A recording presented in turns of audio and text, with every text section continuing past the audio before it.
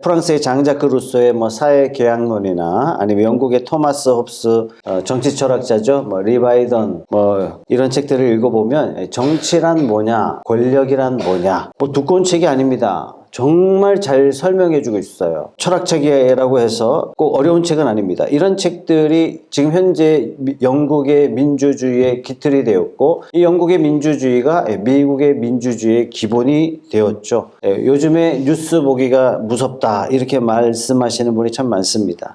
이상한 세상이 돼버렸죠, 그죠? 국민들을 걱정하라고 정치인들 세웠는데, 국민들 염려하라고 정치 제도가 만들어졌는데, 국민이 정치인들을 염려하는 그런 세상이 돼버렸어요. 뭔가 이 세상이 거꾸로 돌아가는 심각한 세상임에는 틀림이 없습니다. 엄청난 국민 혈세를 투입해서 이루는 경제가 흔들리고 있어요. 대기업이 매일 하나씩 위태하다 이런 소식이 들립니다. 대기업들이 허리를 졸라매는 그런 이상한 세상이 돼버렸습니다. 정치는 정치대로, 경제는 경제대로, 내 삶은 내 삶대로 언제 터질지 모르는 시한폭탄 같은 불안한 세상이 되었습니다. 불안과 염려가 엄습해오는 이런 세상에서 성도는 어떻게 살아야 될까? 오늘 말씀이 답을 주고 있습니다. 오늘 천사가 나타나죠. 마리아에게 천사가 나타났어요. 처녀의 몸을 빌려 메시아가 나실 것이다 이렇게 말씀해 주셨습니다. 요셉에게도 천사가 나타나서 말씀해 주십니다. 너 예정된 결혼을 파혼하지 말고 결혼해라. 동방박사에게 천사가 나타납니다. 위험을 알려주고 다른 길을 피해서, 헤롯을 피해서 고향으로 돌아갈 수 있도록 안내합니다. 오늘 말씀에도 목자들에게 천사가 나타납니다. 목자들은 천사의 메시지를 잘 들었고 두려움을 극복합니다. 그리고 이 기쁜 소식을 다른 목자들에게 전하게 되죠. 자, 천사를 통해서 목자들은 아기 예수 메시아에 대한 말씀을 들었고, 목자들은 직접 찾아가 메시아를 보았고, 그리고 천사들로부터 들은 말을 마리아에게 간증했어요. 또한 목자들은 자신들이 들었고 보았던 이 놀라운 일, 특히 하늘의 놀라운 천군 천사들의 찬양제들의 그 웅장한 모습들을 다른 목자들에게 전합니다. 이 목자들의 간증을 들었던 다른 목자들의 반응이 어떻습니까? 18절 말씀해 보니까 이상하게 여겼다 이러고 끝이에요. 이들의 간증을 듣고 믿었다 하는 말이 없어요. 반대로 직접 보았고 경험했고 체험했던 이 목자들은 아주 강력하게 은혜를 받은 것 같아요. 20절 말씀 다 같이 한번 읽어볼게요. 시작.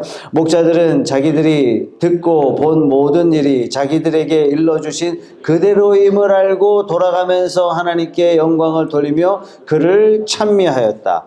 여러분, 목자들이 하나님께 영광을 돌리며 찬미할 수 있었던 것은 이들은 천사를 직접 보았고 천사의 메시지를 직접 들었고 하늘의 군대들의 놀라운 찬양 소리를 직접 보았고 또한 메시아를 직접 찾아가 봤습니다. 반면에 이들의 말을 통해서 이상하게 여겼을 뿐인 다른 목자들은 직접 본 게 아니에요. 직접 체험한 게 아니에요. 간접적으로 자기 동료 목자들로부터 전해 들었습니다. 다른 겁니까? 똑같은 거죠. 그런 의미에서 잘 듣는 일은 정말 중요합니다. 왜? 듣는 것은 구원과 직결되기 때문에 그렇습니다. 로마서 10장 17절 말씀에 이런 말씀이 있어요. 그러므로 믿음은 들음에서 생기고 들음은 그리스도를 전하는 말씀에서 비롯됩니다. 여러분, 믿음이 어떻게 생긴다고요? 직접 봐야 된다는 게 아닙니다. 믿음이 어떻게 생깁니까?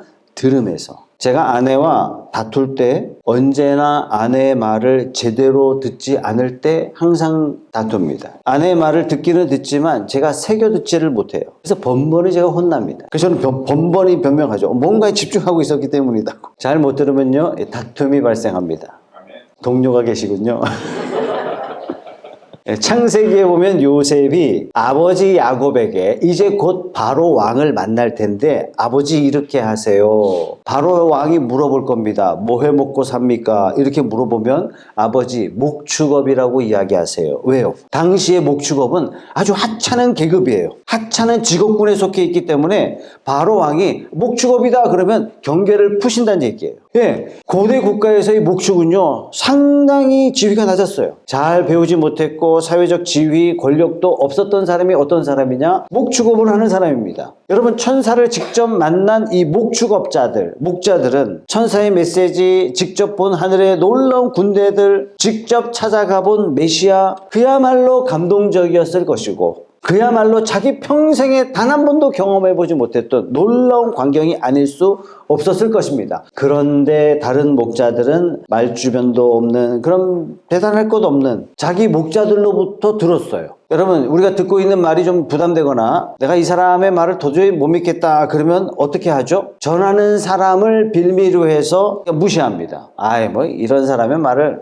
믿어줘야 되겠어? 이런 거죠. 오늘날 우리도 마찬가지예요. 성경의 저자들은 적어도 천사를 직접 보거나 메시지를 직접 듣거나 하나님으로부터 직접 음성을 듣거나, 특별히 사도시대에는요, 대부분 예수님을 개인적으로 아는 정도가 아니라 예수님과 함께 먹고 자고 다 했어요. 예수님과 아주 친밀한 삶을 가졌어요. 예수님한테 칭찬도 받기도 하고 꾸중도 듣기도 하고 격려의 말씀도 듣기도 하고. 성경의 저자들은 적어도 이런 환상과 계시를 받았지만 우리에게는요, 성경책 한 권 딸랑 이거밖에 없어요. 거기서 플러스 알파라고 한다면 이 성경을 풀어주는 설교자, 여러분, 이 설교자는 어디까지나 인간이에요. 성도들보다 나은 인간이냐? 그건 아닙니다. 다 똑같아요. 하나님의 말씀이 이 보잘것없는 통로를 통해서 전달되다 보니까 제대로 듣지 않기가 훨씬 더 쉽습니다. 성경의 분량은 얼마나 이렇게 많은지 직접 들어서 하나님의 계시를 듣기가 쉽지가 않아요. 설교자는 흠이 많은 인간이고, 설령 설교자의 인격적인 흠이 드러나게 되면 성경의 진리까지 싸잡아서 폐기 처분하기가 쉽습니다. 오늘 본문의 목자들처럼 아무리 하찮은 존재로 보인다 할지라도 참된 메시지를 전달하는 전달자로 얼마든지 쓰임받을 수 있다 하는 것을 우리가 놓쳐서는 안 됩니다. 여러분, 민수기에 보면 발람 선지자가 나오거든요. 발락이라는 왕이 발람 선지자를 불러요. 너 가서 이스라엘에게 저주 좀 해다오. 그래서 발람 선지자가 자기 나귀를 타고 저주하러 갑니다. 근데 하나님께서 나귀의 길을 딱 막으시고 나귀의 눈을 확 여시니까 나귀 앞에 펼쳐진 하나님의 천군 천사 군대들이 쫙, 나귀가 갈 수 있겠습니까? 나귀가 앞으로 전진을 못하는 거예요. 벽에 기대서 안 가려고 그러고, 발람 선지자는 자기 나귀를 막 두기두기 패면서 이놈의 새끼가 말을 안 듣는다고. 그 순간에 하나님께서 발람의 나귀의 입을 열어주셨어요. 어찌하여 주인이 나를 때리십니까? 내가 주인의 목숨을 살리기 위해서 이렇게 버티고 있는데 당신이 한 걸음이라도 더 나가면 당신은 죽습니다. 그러면서 하나님의 메시지를 발람 선지자의 나귀가 전합니다. 하나님께서는 미물에 지나지 않는 나귀를 통해서라도 하나님은 충분히 말씀하십니다. 우리는 종종 메신저가 메시지다, 이런 암암리에 이런 등식을 가지고 있어요. 여러분, 나귀는 메시지가 아니에요. 나귀는 메신저예요. 전달자가 신통하지 않다, 그런 이유로 우리는 가끔 어떤 생각을 하냐면 그 사람이 전하는 진리마저도 그냥 묵인하고 싶은 그런 마음이 있단 말이죠. 제가 친척들하고 자주 듣는 말이 있어요. 목사님, 제가 어떤 교회에 다니는데 설교자가 너무 단조롭고 지루하고 하나도 못 듣겠다고. 여러분, 전달력이 부족하다고 해서 그 속에 진리가 없느냐? 그건 아닙니다. 제대로 듣지 않고 흘려 듣는 태도는 부부 관계 속에서도 굉장히 나쁘지만 하나님과의 관계 속에서 제대로 듣지 않는 것은 이 절대적으로 나쁜 태도입니다. 말씀을 전달하는 사람이 재미없을 때가 대부분이겠지만 그렇다고 귀를 막아서는 안 됩니다. 성경에는 한없이 귀한 보물들이 가득 담겨져 있기 때문에 그렇습니다. 또한 전달자의 도덕적 결점 때문에 전달하고자 하는 그 보물들을 놓쳐서도 안 되겠습니다. 자, 그러면 어떻게 듣느냐? 오늘 19절에 이렇게 말씀하고 있어요. 19절 말씀 같이 읽어봅니다. 시작. 마리아는 이 모든 말을 고이 간직하고 마음속에 곰곰이 되새겼다. 고이 간직하고 곰곰이 되새겼다. 되새겼다, 이 단어가 묵상하다, 이런 단어입니다. 구체적으로 이 단어는 어떤 뜻일까? 이렇게 묻는 태도예요. 무슨 뜻으로 이 말씀을 내게 주셨을까? 하나님은 지금 뭐하고 계시는가? 지금 나는 무엇을 해야 될까? 단순해 보이는 이 말씀도 깊이 묵상해 보면 하나님께서는 우리에게 굉장히 다차원적인 의미로 우리에게 다가오시고 우리가 적용할 수 있는 풍부한 삶의 영역들을 제공해 주신다 하는 것을 우리가 체험할 수가 있어요. 대충 훑어보는 것과 차원이 달라요. 마리아는 들은 말씀을 어떻게 했어요? 마음속에 간직했을 뿐만 아니라 마음속에서 곰곰이 생각했다 그랬어요. 곰곰이 생각했다. 의미가 도대체 무엇인가? 누구의 말을요? 여러분, 목자들이 천사를 만났는데 목자가 와서 간증해 준 그 내용을 곰곰이 생각했다 그랬어요. 이게 나에게 어떤 의미가 있는가? 마리아는 하나님의 말씀을 머리로만 이해하려고 한 것이 아니라 내 내면에 깊이 받아들이고 이 말씀을 즐기며 누렸다. 이렇게 표현해도 좋을 것 같아요. 시편 119편 11절의 말씀과 똑같은 거죠. 시작. 내가 주님께 범죄하지 않으려고 주님의 말씀을 내 마음속에 깊이 간직합니다. 깊이 간직했다는 것은 말씀을 마음에 담았다. 이 정도가 아니라 깊이 영향을 받았습니다. 이런 뜻이 되겠죠. 어떤 의미에서 이것은 말씀을 묵상하면서 계속 묵상하면서 설교를 듣는 중에 깊이 되새기면서 하는 이 행동은 뭐냐면 내가 내 자신에게 설교하는 행위가 되는 것입니다. 진리의 그 소중함, 가치, 말씀의 경이로움, 말씀의 능력, 이것을 내 영혼에 자꾸 새기는 행위가 되는 것입니다. 이렇게 자기 자신에게 설교하는 행위가 될 때 마음 깊은 곳으로부터 믿어지게 되고 그렇다면 삶이 변화되지 않겠습니까? 생각과 행동과 가치관이, 감정이 변화되지 않겠습니까? 사람들과의 관계 속에서도 그 영향력이 나타날 수밖에 없지 않겠습니까? 기도 생활이 달라지지 않겠습니까? 하나님을 향한 마음의 자세와 행동이 달라지지 않겠습니까? 하나님의 말씀을 생각하고 마음에 새기는 일, 이 두 가지가 없다면 말씀을 읽었어도 실상 읽은 게 아닙니다. 말씀을 들었어도 그 사람은 말씀을 들은 게 아닌 거예요. 한 귀로 듣고 그냥 흘려보낸다면, 우리가 머리로 마음으로 듣지 못한다면 이건 들었다 말할 수가 없는 거죠. 메시지가 생각 속에서 삶 속에서 배어들지 않는데 어떻게 위로와 확신과 담대함과 소망이 구체적으로 하나님께서 나를 인도하심이 우리의 삶 가운데 일어날 수 있겠습니까? 자, 우리가 성탄절 절기마다 교회마다 프랭카드를 붙이는데 거의 대부분 인용하는 성경 구절이 14절 말씀입니다. 14절 말씀 다 같이 한번 읽어볼게요. 시작. 더없이 높은 곳에서는 하나님께 영광이요 땅에서는 주님께서 좋아하시는 사람들에게 평화로다. 하늘에는 영광, 땅에는 평화. 좀 더 구체적으로 누구에게 영광이요? 하나님께. 어떤 하나님이요? 더없이 높은 곳에 계시는 하나님. 누구에게 평화입니까? 사람들에게. 어떤 사람들에게? 모든 사람입니까? 아닙니다. 주님께서 좋아하시는 사람들. 여러분, 평화가 뭐죠? 평화란 어려움이 없는 그런 상태, 만사형통의 상태가 평화가 아닙니다. 평화란 정확하게 표현하자면 적대감이 없고 전쟁이 끝난 상태, 요게 평화입니다. 그렇다면 성경이 말씀하시는 평화란 뭘까요? 성경이 말씀하시는 가장 중요하고 가장 근본적인 평화는 하나님과 나 사이의 평화예요. 인간의 마음은 본능적으로 자기가 왕 되려는 우리를 향하신 하나님의 주권을 거부하고 하나님을 향하여 적대감을 드러냅니다. 하나님을 끌어내리고 내가 왕 돼 있는 거예요. 이걸 이해하지 못하면 지금 인간사에서 펼쳐지는 모든 행동들을 사실은 이해할 수가 없습니다.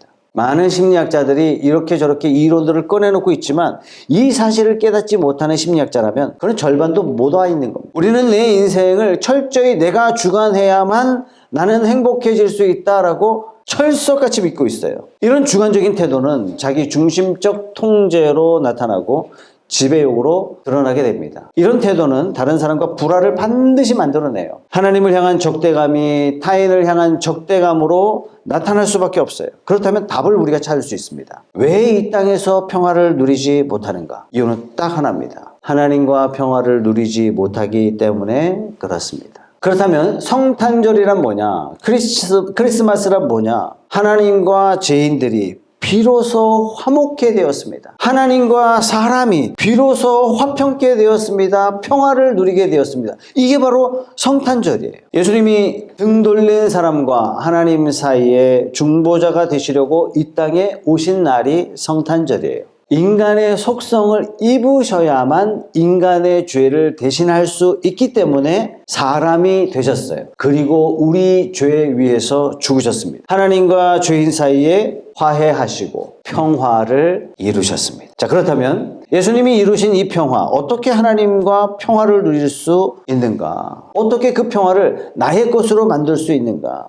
여러분, 하나님에 대한 다스림에 대해서 아주 적대감을 표출하는 방법이 한두 가지가 아닙니다. 종교가 없다는 사람들은 대부분 아주 확고부동하게 표현하죠. 내 인생은 나의 것이에요. 내 인생의 주인은 나예요. 그래서 나는 내 인생을 내 맘대로 살아갈 권리와 의무가 있어요. 그러니까 대놓고 하나님을 향해서 독립을 주장합니다. 이게 하나님에 대한 적대감이에요. 반면에 교회를 다니는 사람 중에도 은근히 독립을 주장합니다. 말씀대로 살겠습니다만, 이거죠, 그죠? 말씀대로 살겠습니다만, 나에게 행복을 보장하셔야 됩니다, 하나님. 하나님을 신뢰하기보다는 뭐예요? 하나님을 마치 마술램프 지니처럼 사용하는 거죠. 결국 내가 하나님도 통제하는 겁니다. 하나님, 내가 원하는 것 드렸으니 내가 원하는 것 주셔야 되지 않겠습니까? 여전히 내 인생의 주인은 납니다, 하나님. 하나님은 요까지만, 하나님은 딱 주일까지만, 다른 날은 들어오지 마세요. 하나님을 향한 적대감입니다.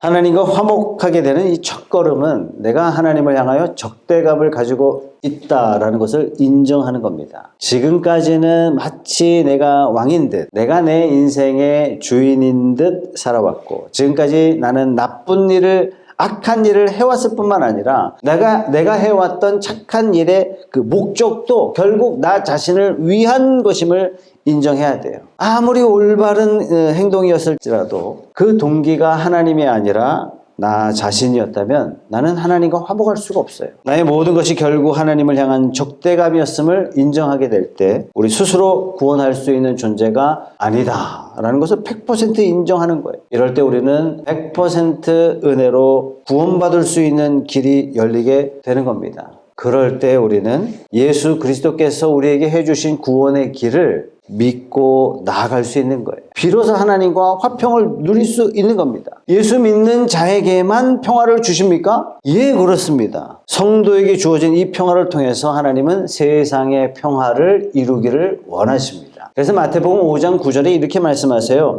평화를 이루는 사람은 복이 있다. 평화를 이루는 사람은 어떤 사람이에요? 하나님의 자녀라 불릴 것이다. 왜요? 하나님과 화목한 사람이기 때문에 평화를 이룰 수가 있는 사람이 되는 거예요. 하나님과 평화를 이루는 사람은 어떤 사람이에요? 하나님, 나는 주인입니다 고백하는 사람이에요. 하나님 앞에 평화를 누리는 사람은 어떤 사람이에요? 하나님 앞에 내 자존심을 내려놓은 사람이에요. 버린 사람이에요. 하나님과 평화를 이루는 사람은 어떤 사람이에요? 사랑하는 법을 배운 사람이에요. 이 사람이, 이렇게 배운 사람이 가는 곳마다 용서가 이루어지고, 가는 곳마다 평화가 이루어지고, 가는 곳마다 하나님이 원하시는 평화를 이룰 수 있는 사람이 된다. 즉 하나님의 평화를 세상에 전파하는 사람이 되는 겁니다. 그래서 그리스도인이 가는 곳에 계층 간의 갈등을 무마시키고 갈등을 봉합하고 그곳에 평화를 만들어가는 사람이 될 수밖에 없습니다. 자, 우리가 생각해 보세요. 생명의 삶 처음 공부할 때 신앙이 뭡니까? 라고 물어봤을 때 우리의 답이 뭡니까? 관계라 그랬잖아요. 결국 신앙생활이란 뭐냐? 관계다. 하나님과의 관계, 이웃과의 관계, 이게 신앙생활의 전부입니다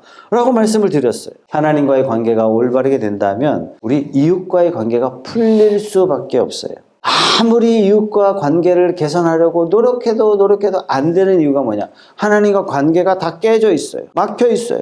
하나님과 화목한 사람은 사랑과의 관계 속에서도 하나님께서 화목을 주실 수밖에 없습니다. 하나님과의 관계를 이루시고 또 우리 이웃과의 관계가 평화를 이루시는 그런 저와 여러분들 다 되시기 주님의 이름으로 소원합니다. 아멘. 오늘 목자를 통해서 한 가지 더 배울 게 있습니다. 9절 10절 말씀 같이 읽어보겠습니다. 시작.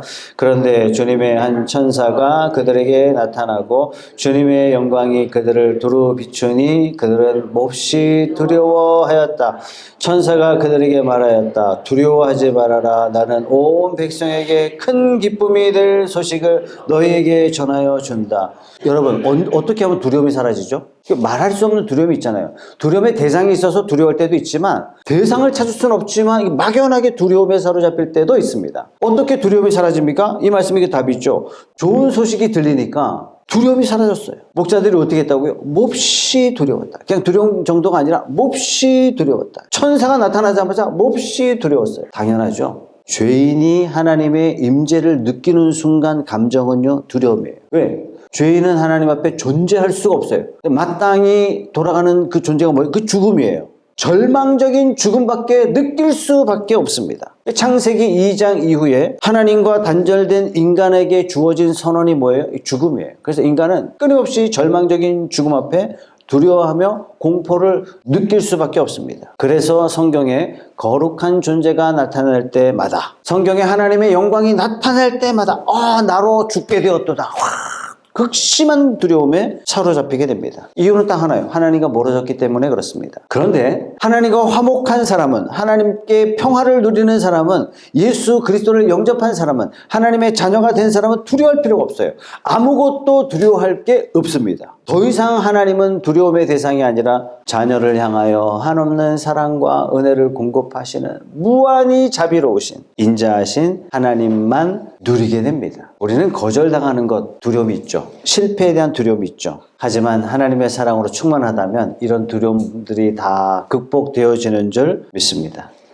남들이 뭐라 그러든 두려워할 필요 없어요. 불안한 미래 걱정할 필요가 없어요. 우리는 불투명한 미래를 염려하고 두려워해요. 주어진 환경 때문에 우리는 두려워하기도 합니다. 나의 하나님이 어떤 하나님인지 안다면 우리는 사실 두려워할 필요가 없습니다. 오히려 불안한 미래 때문에, 오히려 불편한 상황 때문에 이 상황이 나의 아버지 하나님께 더 가까이 나갈 기회구나. 두려움이 아니라 그런 기회로 여기시면 되는 거예요. 왜? 선하신 하나님은 모든 것을 합력하여 우리에게 선하도록 역사하실 것이기 때문에 그렇습니다. 아멘. 목자를 만나준 천사의 답을 여러분 꼭 기억하십시오. 두려워하지 말아라. 어떻게 두려워하지 않을 수 있습니까? 큰 기쁨이 될 소식, 그게 뭡니까? 복음. 이 복된 소식이 뭡니까? 구주가 나셨도다. 거절의 두려움을, 실패의 두려움을 극복하려면, 다시 말해서 하나님의 사랑으로 충만하면 됩니다. 하나님의 사랑으로 충만하려면 구주 예수 그리스도를 깊이 신뢰하시면 됩니다. 어떻게 내 삶을 주님께 맡길 수 있는가? 답은 구유 안에 누이신 아기께 있습니다. 이분이 능력의 그리스도라는 이 사실을 내가 믿고 그분께 내 인생의 주권을 맡겨드리고 내 인생의 주권을 내려놓는 거예요. 그분이 모든 주권을 내려놓고 아기 예수가 되신 것처럼 이제는 우리가 그분께 우리의 인생을 내려놓을 때 우리의 삶의 두려움이 사라질 수 있습니다. 하나님은 우리를 구원하시고자 예수 그리스도를 이 세상에 보내셨습니다. 보내셨을 뿐만 아니라 우리를 위해 죽게 하셨습니다. 이렇게까지 하신 하나님을 우리가 신뢰하지 못한다면 그건 병입니다. 지금도 천사는 우리에게 도전합니다. 너의 모든 두려움에서 벗어나고 싶은가? 하나님이 당신을 위해서 보낸 아기 예수를 보십시오. 그리고 그 위대한 사랑을 붙잡으십시오. 여러분이 복음을 마음에 간직하고 깊이 되새길 때 두려움이 물러가기 시작합니다. 2025년도는 이 복음을 다 붙잡고 두려움 없이 사시는 특별한 새해가 되기를 주님의 이름으로 축복합니다.